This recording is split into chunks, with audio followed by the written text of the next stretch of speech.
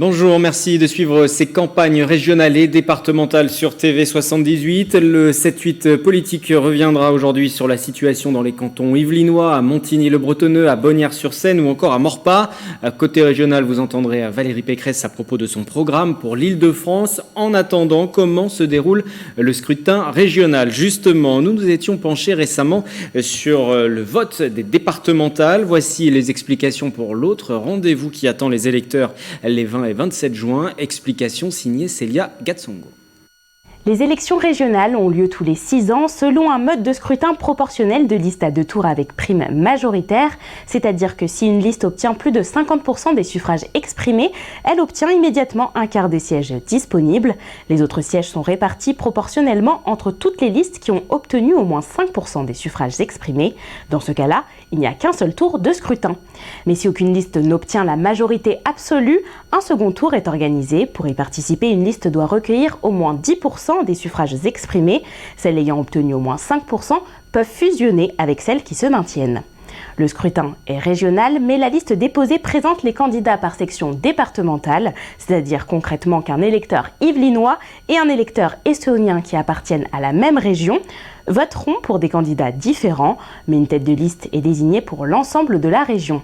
Le nombre de sièges attribués à chaque liste est calculé au niveau de la région, mais au sein de chaque liste, les sièges sont attribués par section départementale.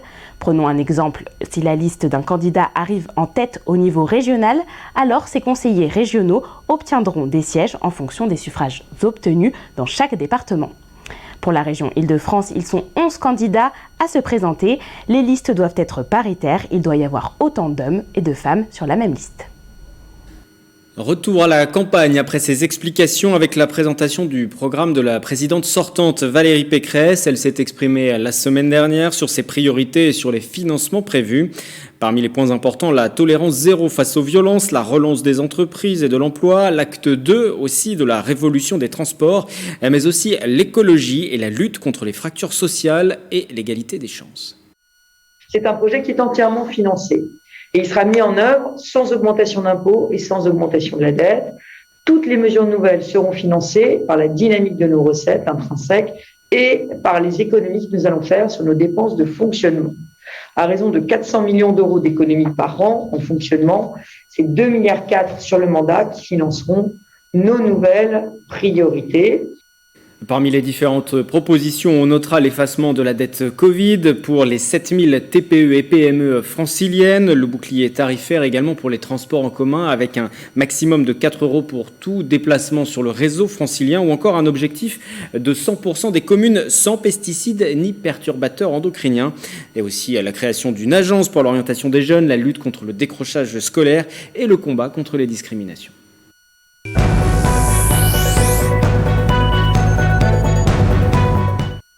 On passe à la campagne pour les départementales à présent. Direction le canton de Montigny. Le Bretonneux, 5 binômes se présentent et une fois encore, les maires des 2 principales communes sont engagés.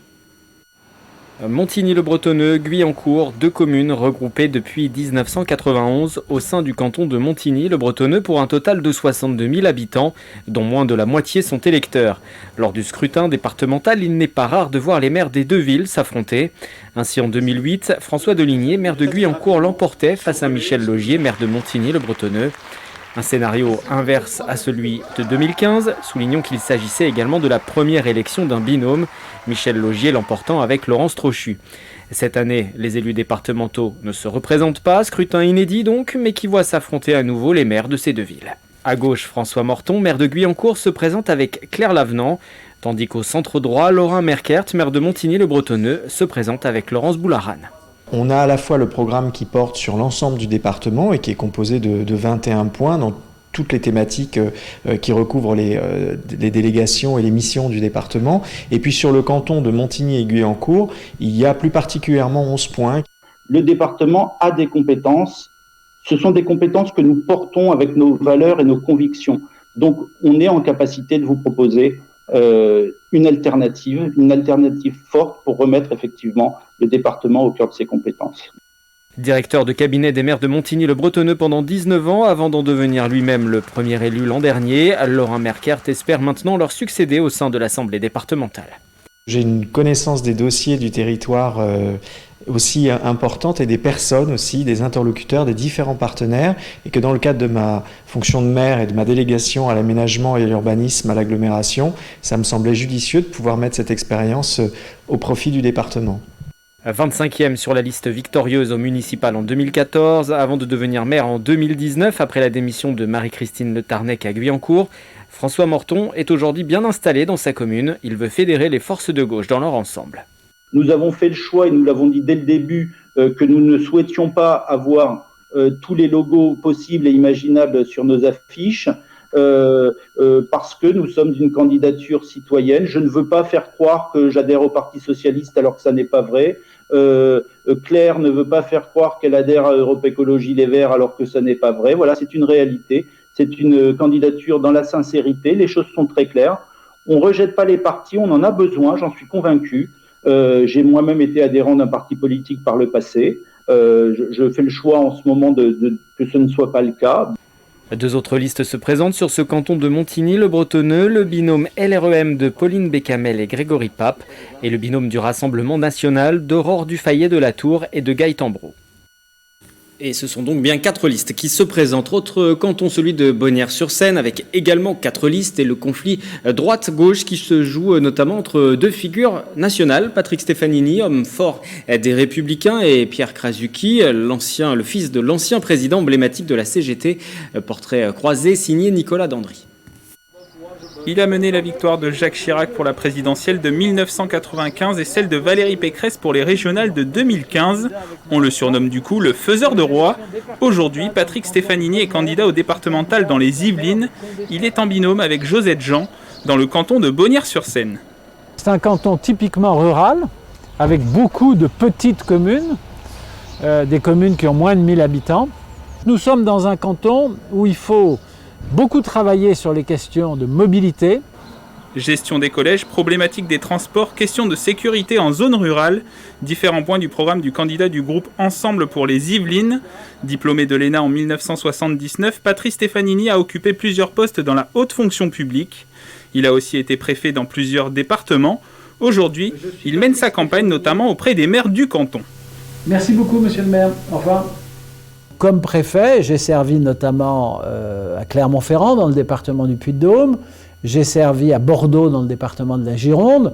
J'ai l'habitude de la relation avec les maires.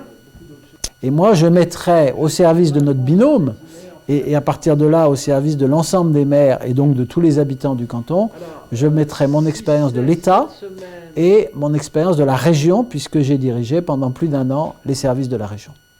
Du côté de Bonnières-sur-Seine, la gauche, avec notamment le Parti communiste français, aura un binôme avec Héloïse Vénancio et Pierre Krasucki.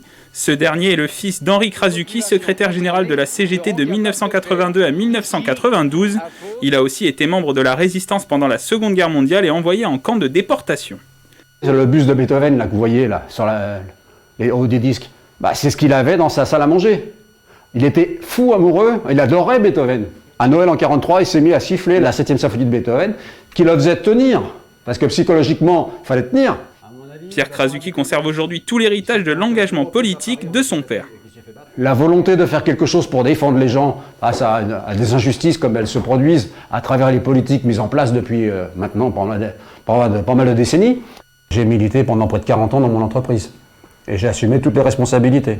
De secrétaire de syndicat, en passant par délégué syndical, élu CE, représentant CE, CHS et fini délégation du personnel. Toujours militant de la CGT pour les retraités, reste engagé au Parti communiste français.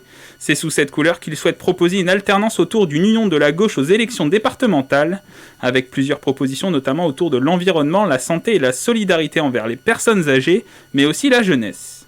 Il y a actuellement une plateforme qui monopolise, si je peux dire, le système scolaire, c'est CMIDI, je crois. Et CMIDI, c'est une gestion privée. Or, nous, le privé, on n'en veut pas. On veut une gestion publique.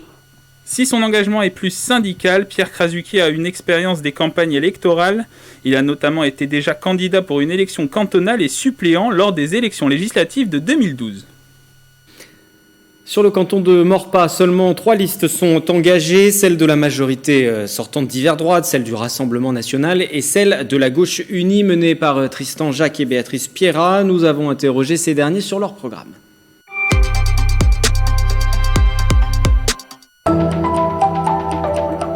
Je pense qu'il faut un renouveau en politique. Aujourd'hui, on a des politiciens qui font ça par métier. Pour moi, la politique, c'est d'abord un mandat et c'est important d'avoir un pied dans la société civile quand on fait de la politique. Pour effectivement renouveler la vie politique illinoise, puisque actuellement il y a 100% d'élus départementaux qui appartiennent à la majorité. Il nous semble important d'apporter une voix différente pour qu'ils puissent avoir un contrôle de l'action départementale et un contradicteur. Alors un des enjeux de notre canton concerne la circulation des personnes. Nous sommes dans un canton qui est à la fois rural et urbain avec des problématiques de circulation qui sont différentes. Notamment dans la ville de Voisins-le-Bretonneux, des gros sujets liés à la circulation sur la RD 91, la RD 36 et également nous souhaitons mettre en place un système de transport à la demande pour les zones plus rurales pour interconnecter les habitantes et les habitants avec des transports en commun. Le principal axe de campagne est bien sûr l'action sociale qui est la première compétence du département. Le département des Yvelines étant un des plus riches de France, son budget alloué à l'action sociale est 95e de France. Il nous paraît vraiment important de remettre la solidarité au cœur de l'action départementale en augmentant le RSA et en l'ouvrant aux jeunes de 18 à 25 ans et en augmentant aussi l'aide sociale à l'enfance qui est bien inférieure à la moyenne régionale des autres départements. Propos recueillis par Mélanie Pokiabic, Chantemérien Santi-Stéban. Bonjour. Bonjour. De la rédaction de TV Fil, vous m'avez rejoint en plateau pour parler cumul des mandats dans ces élections qui vont se tenir les 20 et 27 juin. On remarque que plusieurs candidats sont à la fois présents sur les listes des régionales, ils sont aussi candidats en binôme pour les départementales. Certains ont déjà des postes de maire aussi. On va essayer d'y voir plus clair avec vous. On va commencer par un rappel historique. D'abord, en 2012, 82% des députés et 77% des sénateurs cumulaient des mandats. On parlait alors d'une exception française vis-à-vis de l'Europe et même d'une culture du cumul. En 2014, 2 lois sont promulguées. Dorénavant, un député ou un sénateur ne peuvent plus être maire, président ou vice-président de toutes les instances locales. On va prendre un cas concret, celui de Philippe Benassaïa. Il est député, il est candidat au départemental sur le canton de Bois d'Arcy. Il ne pourra pas, en cas de victoire, prétendre à la présidence du département. Est-ce qu'il y a d'autres préconisations de ce type pour les élections ? Oui, pour faire simple, dans le cas des législatives et des départementales, on ne peut pas cumuler plus de 2 postes. Soit un candidat est élu en tant que conseiller départemental ou régional, et dans ce cas, la règle est qu'il peut avoir un autre mandat national comme député, député européen ou sénateur, ou encore un autre mandat local comme maire ou conseiller municipal. Autre subtilité, un candidat peut se présenter et être élu au département et à la région à la fois, à condition qu'il n'occupe pas d'autres délégations territoriales. Donc un président de département ne peut pas être aussi président de région. C'est ça, et les représentants de ces 2 fonctions ne peuvent pas non plus être maire, député ou sénateur. Par contre, il est possible de cumuler une présidence départementale ou régionale avec un mandat de conseiller d'une autre échelle territoriale. Alors, la loi a évolué ces dernières années. Est-ce que d'autres évolutions sont encore à l'étude ? Un projet est effectivement en cours de réflexion. Il pourrait interdire aux parlementaires et aux responsables locaux d'exercer un 4e mandat consécutif, et ce, afin de favoriser le renouvellement de la classe politique. Ça ne concerne pas directement le département des Yvelines, ni même l'Île-de-France, mais est-ce qu'un ministre, on peut imaginer un ministre président d'une région ou d'un département ? Légalement, oui, c'est possible, mais dans la pratique, en revanche, les gouvernements l'interdisent de fait. Une décision qui remonte à 1997 avec le Premier ministre Lionel Jospin. Merci beaucoup, Bicente, pour ces précisions concernant le cumul des mandats. C'est la fin de ce 7-8 politique, de ce journal des campagnes régionales et départementales. Dernier numéro avant le premier tour du scrutin, ce sera mercredi prochain sur TV78. D'ici là, très bonne semaine.